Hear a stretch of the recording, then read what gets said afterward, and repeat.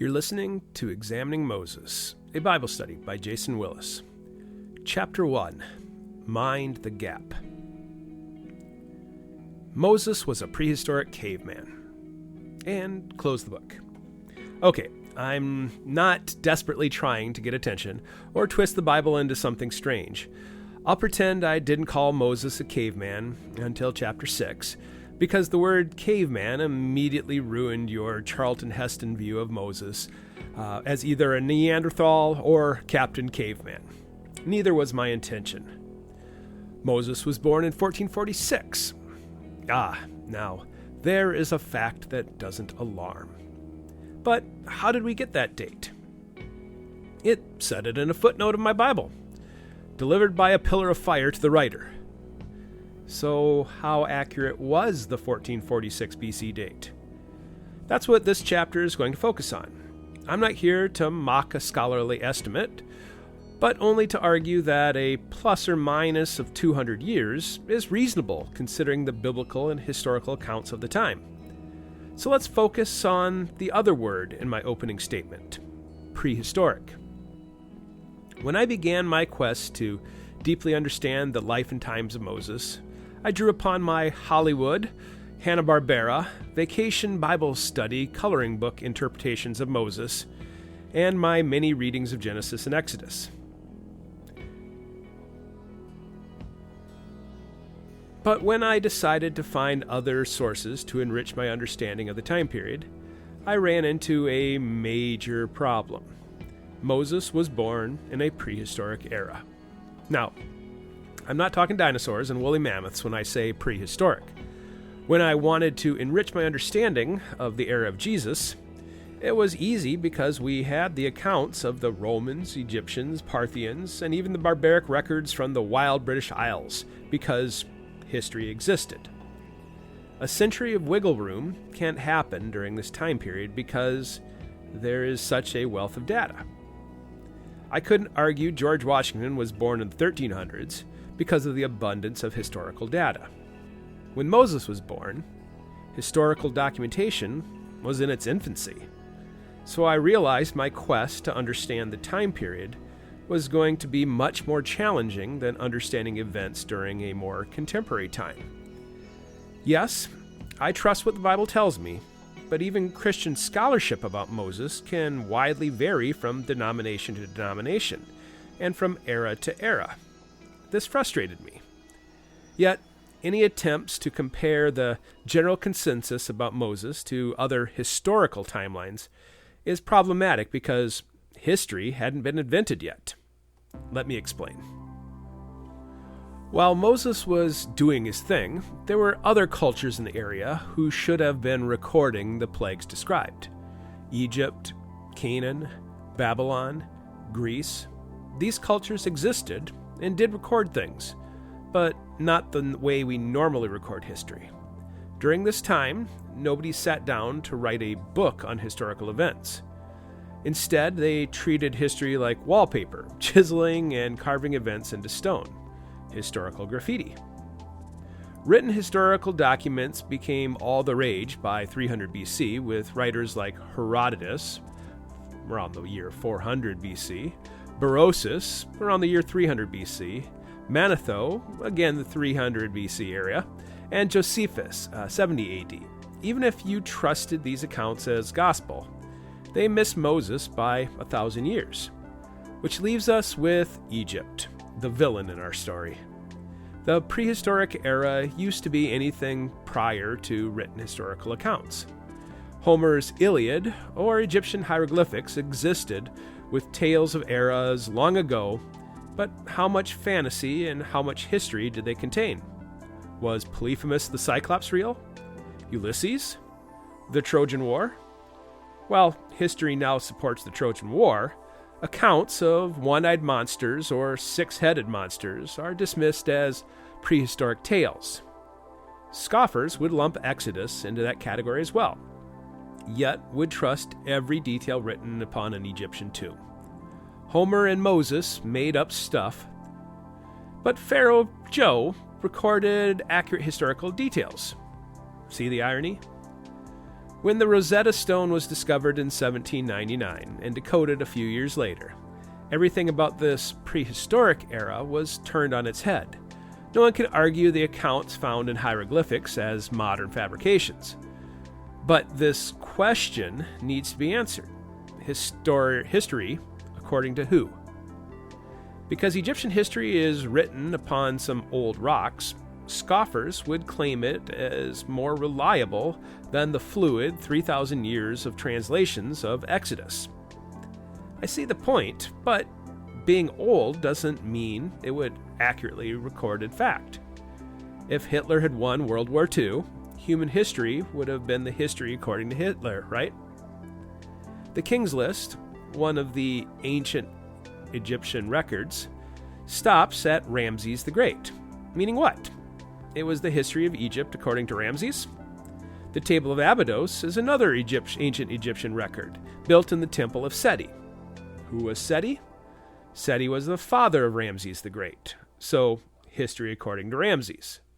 The Table of Saqqara is another popular record, but guess what? History according to Ramses. Any obvious mention of Moses or the Hebrews in Egyptian history? History according to Ramses? Nope. Nada. Didn't happen. It would seem I could not count on any other culture, especially Egyptian, to give me insight in the times of Moses. So how did we get 1446 BC? Who needs other historical accounts? The Bible clearly says in the Book of Dates that the world was created 72 periods of time prior to the period of time when there was no time, added on to the time period in which it was written, with the assumption you'd include all the periods of time since x plus y minus z divided by t. Book of Dates, chapter 365, verse 7. The world is X years old. Anno Mundi is a Latin term that means world years, and I'm not the first to want to know how old the world is. At one time, I had a very confident guess that Adam was made in 3972 BC. How? It seemed quite easy. The Bible gives the born, fathered, and died dates for everybody from Adam to Joseph. 5 will get you from Adam to Noah, and Genesis 11 covers Noah to Abraham. The other patriarchs also have good dates, which gets you to a timeline of 2,309 years. Exodus 1240 adds 430 years onto this Anno Mundi calculation. Acts 13:20 says the Judges era was about 450 years, which takes us to the King era. With Nebuchadnezzar appearing in non-biblical history around 600 BC, it all begins to add up neatly. Well, there is a gap in this dating system when we jump from the Anno Mundi dates to the BC dates. You can throw a dart at any pharaoh in the 18th dynasty, get a good BC date from it, add it onto the Anno Mundi date from Genesis, and poof, 3,972-ish years BC. At the time, I pondered things like, if God created a fully aged Adam, why didn't he create a fully aged world? Adam lived for 930 years, but he didn't begin to die until he ate the fruit. Is the 930 from his sin date? If he was perfect, how long did he exist before he began to die? How long did Adam exist before he grew lonely, asked for a helper? If day 1 is let there be light, and day 4 is the creation of the sun, the moon, and the stars, what exactly is a day? Is day 4 the creation of time? If so, then, Since the days of Jesus, scoffers have thrown lots of zeros onto these simple uncertainties. But back in the day, there were a few curious alternate timelines. The Romans, for example, had an Anno Mundi view that they were living in 5,199 Anno Mundi, around the time of Jesus. The Alexandrian scholars peg the world at 5500 BC. However you interpreted or added the Hebrew Old Testament, 4000 BC was certainly in the same ballpark. Unfortunately, even the Hebrew texts were not as absolute as I once thought. In modern Bibles, you can find those darn asterisks and footnotes that will say things like, according to the Masoretic text, or according to the Septuagint text. Masoretic is the classic Hebrew translation, which is what I found in my New Revised Standard Version of Genesis. The Septuagint is an old translation found during the time of Christ. Septuagint is the reference to 70, or sept, scholars who translated into modern writing. Most of it is exactly the same, except for the dates of Genesis. These scholars debated and agreed that the dates in Genesis found in the Masoretic text were off by a few zeros, and it should read 5500 BC. Besides the old Masoretic text, the Book of Enoch, another dubious yet old text, claimed it would be 5,500 years from Adam to the Christ. The Eastern Orthodox Church agreed and claimed Adam at 5000 BC. Suddenly, Christianity has a plus or minus of 1500 years in the Anno Mundi. Ah, confusion. Why did I start digging, huh? Now, I'm sticking to my 4000 BC for Adam's sin, but I brought up all the previous details to open the door to the fact that Moses can safely have a plus or minus 200 years without it being heresy. So let's try to get back to Moses. As you can see, looking to the external sources for pinpointing Exodus can be wildly debated. So let's look at what details we get about dates within the Bible about the Moses story. Here is a quick summary of some of the cornerstone details. I'll be discussing them later in this series. Exodus 1:8. There was a regime change in Egypt after Joseph. Acts 7:17. Yep, a regime change. Acts 7:21. Moses was found by a royal female. Acts 7:22. Moses was trained, possibly as a warrior. Acts 7:23, Moses fled or left when he was about 40. Exodus 4:19, Moses waited out an entire regime. Acts 7:30, Moses returned to Egypt at the age of 80. And Deuteronomy 34:7, Moses died at the age of 120. That makes this undertaking seem a little less daunting. With a plus or minus of 200 years, and those details to look for, all I need to do is slide around those 120 years of facts and contrast them with the pharaohs recorded in Ramses' historical records, to see if anything jumps off the page. The 1446 theory. In modern translations, the scholars will claim a date of 1446 BC, based on the historical research established by comparing Egyptian, and Babylonian records, also, This is the closest thing we have to a fact because, prehistorical records. It does bring up a pretty cool moment during the 18th dynasty, Hatshepsut. According to this theory, Hatshepsut, I can't say that right, was a rare instance of a female ruler who was a little radical and might even have attempted a social coup by setting up her son.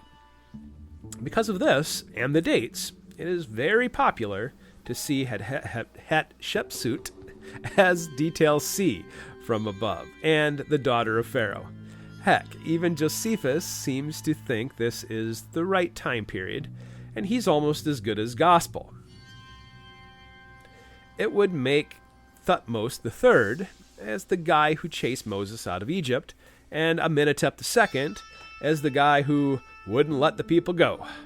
Peel away this regime, and there are some pretty cool details that would work, and thus 1446 BC is pretty easy to sell. However, if you read the newly discovered accounts of the time period, it begins to feel like square pegs fitting into round holes. Where's the motivation? What makes any of them stand out? One theory. I also came across another scholar with a footnote who recently argued that the pharaoh from Exodus was Amenemhet the First, putting the Egyptian-Babylonian date at 1991 BC. This theory squishes all of the Anno Mundi's dates back quite a bit. But it also allows a lot of time for the Hebrews to grow from a small flock to a mighty nation. It also would turn Moses and the Hebrews into a distant tale, which is why Ramses historians make nary a mention of them. See, no conspiracy theory with this one, just a distant memory. Of course, then you'd have to stretch the Wandering era along with the Judges era. But hey, it doesn't conflict with the Egyptian Babylonians, so we're cool. The scholars, plus or minus 500 years. The Ramses legend. Normally, I steer away from what is popular. Who has been a popular choice as the Exodus pharaoh for a long time? Ramses. Why? He's talked about in history. And there is this little reference to him in the text of Exodus 1:11. And they built for Pharaoh treasure cities, Pithom and Ramses. Ready for the clear water of the Niles to get muddied? Well, if you look at 20 English translations, the spellings of Ramses, Raamses, will vary with uncertainty. Some scholars debate the meaning and spelling of the word. The reason? It is a female variation of a name. It is a name given in tribute. Some think it is a reference to a city built in the 19th dynasty, but that would push it way closer to BC, eliminating Amenemhet the First and Hatshepsut by a few hundred years, 1300-ish. It is also built in the Delta, the land of Goshen, instead of the center of Egypt near Thebes, which is where the 18th dynasty was located. Plus, there were no famous Ramses until the 19th dynasty, so problem. The reason why I began with the Mind the Gap chapter is that however you slice it, there will be major problems trying to reconcile the dates. If you go with the Ramses theory, you have to squish the book of Joshua and Judges into less than the 450 years it seems to support. Plus, there is no good archaeology. Plus, there are no clear hieroglyphics. Can I ignore this conflict with the years? Kinda. Let me show you how nebulous dates can be. In Exodus 12:40, it seems to indicate that the Hebrews had been in Egypt for 430 years. Here's what it says. Verse 40. Now, the sojourning of the children of Israel who dwelt in Egypt was 430 years. Verse 41. And it came to pass at the end of the 430 years, even the same day it came to pass, that all the hosts of the Lord went out from the land of Egypt. It later seems to support this fact in the book of Galatians. Verse 16.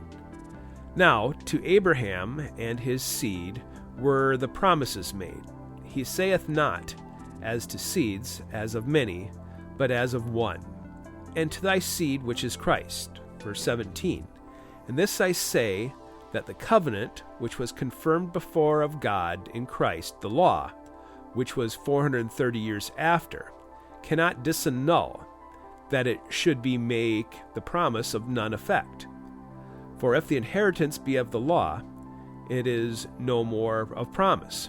But God gave it to Abraham by promise. That's the King James Version I read. I choose the King James just because I like to see how things were worded 400 years ago in English. Now, let's get back to the lesson. So, was that clock started with Abraham leaving Ur, or Jacob entering Egypt? Wow, so unclear.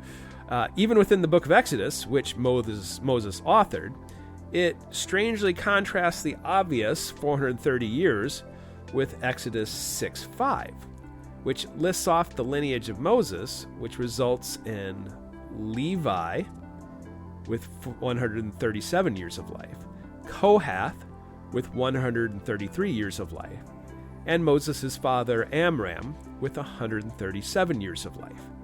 If you add up those 3 generations, you only get 407 years. Plus, we know that Levi, the son of Jacob, was not born in Egypt. Jacob and Levi came when the old patriarch was already very old. I'm not trying to find errors in the Bible, but I only want to argue that with all of these prehistoric dates, you need to have an open mind to allow a little wiggle room. Scoffers reject it because they want to have absolute black and white, verifiable, cross-reference, and carbon-dated kind of facts. And it ain't happening.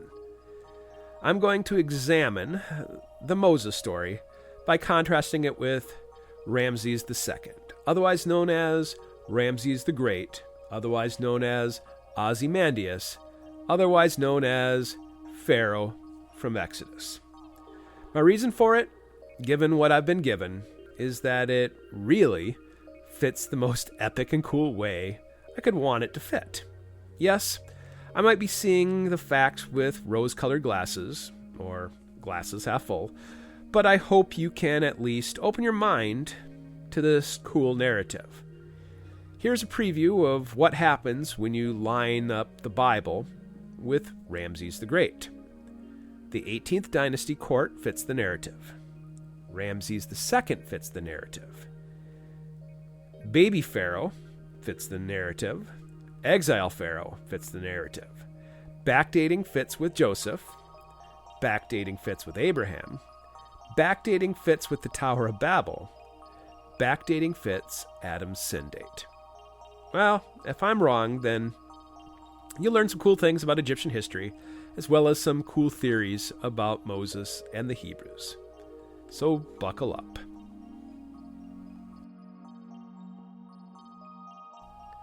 The next chapter will feature the Serpent Kings, the story of the Hyksos people and how they invaded England.